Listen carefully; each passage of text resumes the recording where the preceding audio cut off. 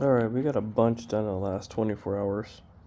We try and make the most of our weekends because, well, you can't get anything done during the week, of course. You're at work. So, in the last 24 hours, and just recently, we got the board cut out. So, we have to cut the board out of, a bigger strip of circuit board. This is just posted here right now for alignment purposes and figure out, details. This is going to have fuse holders in it.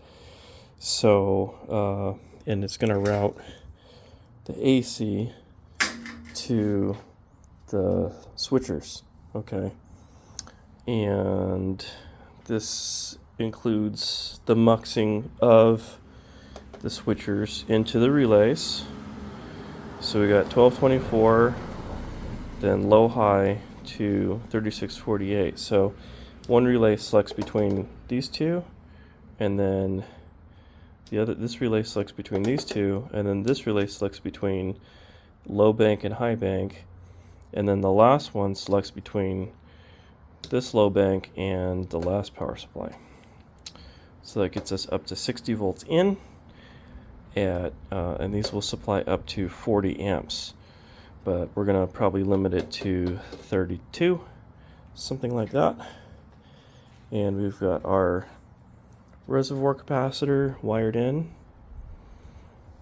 We've got our relay commanding lines. We've got our AC lines. We've got our relay and shunt lines coming out.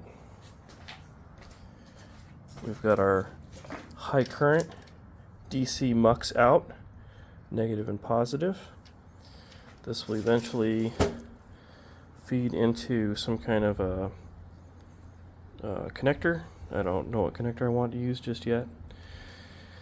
And then once we get this transplanted into the prototype chassis, then we'll have to go on to the next step, which is getting the control boards situated such that they will operate the power supply, and we can do a little bit more R&D.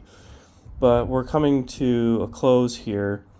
We have the transformers I believe I need for the finished product.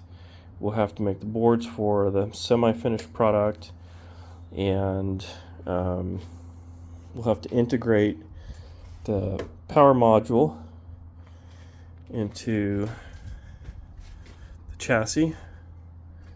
And we've got different binding posts. These have banana jacks in the front. I think that'll be better than what we were going to use. I could be wrong, but hey, it's a preference, right? We've got the fans. We've got the plenum to duct the air. Transistors are here, ready to go. Although they need to be re-greased and remounted. They're not ready to really do any power work right now. And we have all the little dimples for the power module already here, so we know where to go by to mount the power module. And then we'll have probably about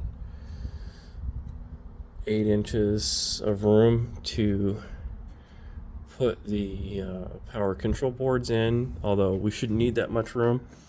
We should really only need one board slot for the control, but then we may need 1 or 2 slots for the DMMs. So that's something I haven't worked out just yet.